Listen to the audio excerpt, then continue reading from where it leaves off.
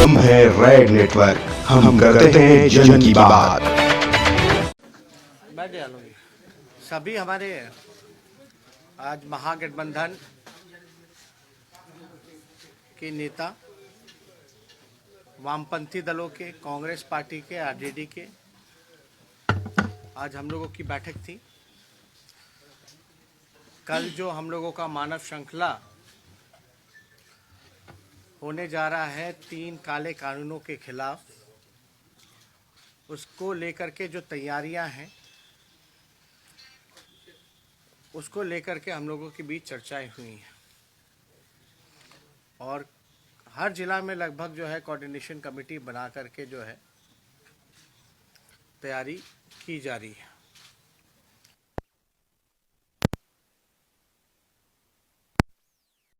किसानों का जमीन जो है पूंजीपतियों के हाथों में सौंपने की ये तैयारी चल रही है।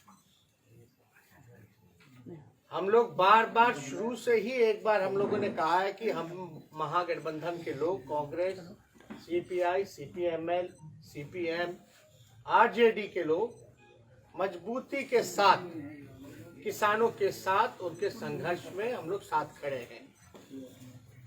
और इसी सिलसिले में हम लोगों ने पहले भी घोषणा किया था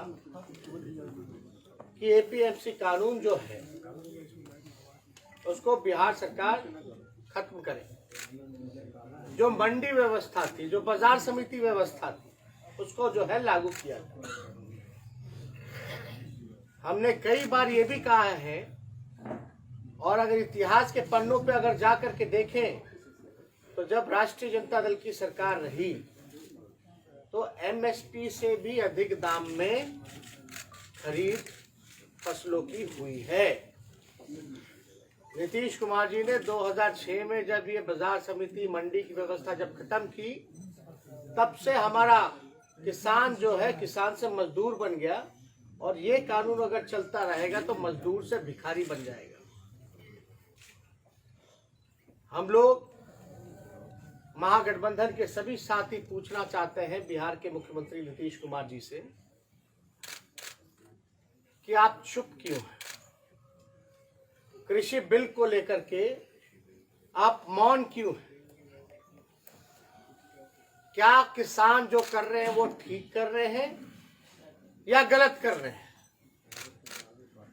क्या ये काला कानून सही है, किसानों के हित में है या नहीं है? क्यों नहीं आप जो है इस पे 2 शब्द भी नहीं बोल रहे? आखिर क्या मजबूरी है, क्या कारण है नीतीश कुमार जी की चुप्पी इस कानून को लेकर के? क्या मजबूरियां हैं?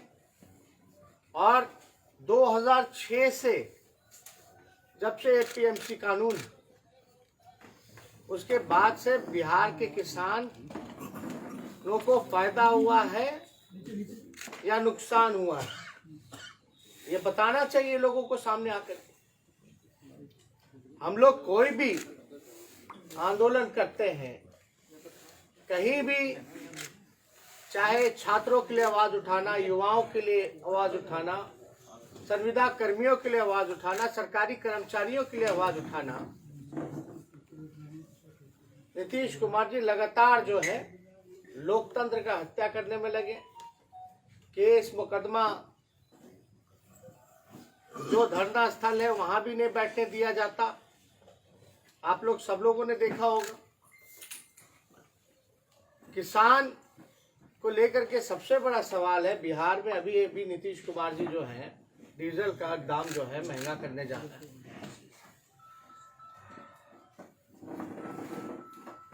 तो जब डीजल महंगा होगा तो उससे घाटा किसको होगा, नुकसान किसको होगा? किसानों को होगा। लगातार ऐसे कानून नीतीश कुमार जी जो ला रहे हैं, मान लीजिए जो मौजूदा एनडीए सरकार है, ये तो हमारे देश में नारा था, हम लोग बचपन से बड़े हुए हैं यही नारा सुनते सुनते, जय जवान जय किसान। ये भाजपा के लोग तो जवान और किसान में लड़ाने का काम कर दिया। किनके लिए? फंडदाताओं के लिए। और माफ कीजिएगा, जो जवान हैं वो भी अधिकतर जो है किसान परिवार से ही आते हैं, और जवान भी इस सरकार को लेकर के आक्रोश में हैं। तो हम लोग तो देखिए लगातार जो है किसानों के लिए हम लोग आवाज उठा रहे हैं, लेकिन आपको एक बात समझना पड़ेगा, बिहार में किसानों की स्थिति इतनी दयनीय हो चुकी है कि बाहर पलायन करना पड़ता है, मजदूर बनना पड़ता है। आज भी हम लोग बार बार कहते रहते हैं, अब तक जो है गेहूं का और फसलों का खरीद नहीं हो पाया है, और जो भी बिका है वो भी एमएसपी के रेट पे नहीं बिका है, 700-800 रुपए पे बिक रहा है। कृषि रोड मैप बनाया गया, क्या क्या नहीं बनाएगा, क्या काम कर रहे हैं नीतीश कुमार जी को तो सामने आकर के बताना चाहिए। किसान के बेटे बेरोजगार हैं, अब किसान बेरोजगार हो जाएंगे। और नीतीश कुमार जी का अलग अलग कानून, 50 साल में जो है रिटायरमेंट करा दिया जाएगा। तो सब लोग देखिएगा, इतनी बड़ी समस्या आ रही है, हम लोगों के सामने संकट आ रहा है, इससे हम लोगों को एकजुट होकर के सरकार, मौजूदा सरकार के खिलाफ आवाज उठाने की जरूरत है। कल तो हम लोग मानव श्रृंखला बनाएंगे, लेकिन वो अंत नहीं होगा हमारे संघर्षों का। उसके बाद भी हम लोगों का लगातार कार्यक्रम जो है वो चलता रहेगा, और आगे का कार्यक्रम जब भी होगा वो आप लोगों को जो है हम लोग सूचित करेंगे। लेकिन किसी भी हालत में हम लोग अपने लड़ाई से किसानों का जो हम लोगों ने समर्थन किया है उससे हम लोग कभी भी हल्के नहीं पड़ने वाले हैं, ना अपने रास्ते से भटकने वाले हैं।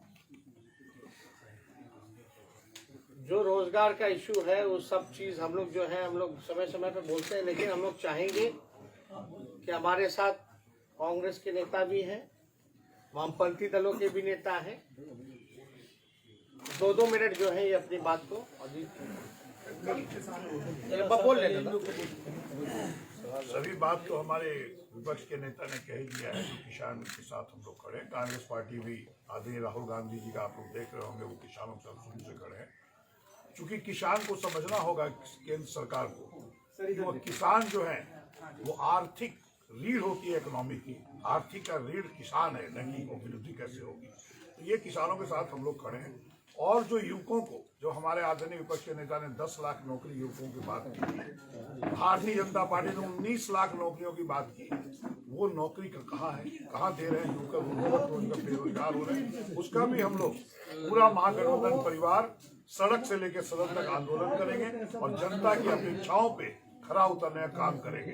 अगर ये सरकार काम नहीं करेगी युवकों को रोजगार या किसानों को, और ये डीजल और पेट्रोल में कीमत $51 प्रति बैरल आज क्रूड ऑयल का कीमत है, रेट अब बढ़ाए जा रहे हैं। जबकि यूपीए सरकार में $120 प्रति बैरल था क्रूड ऑयल का, तब रेट इतना नहीं बढ़ा। सरकार सब्सिडी देती थी, केंद्र सरकार। आखिर ये पैसे कहाँ जा रहे हैं?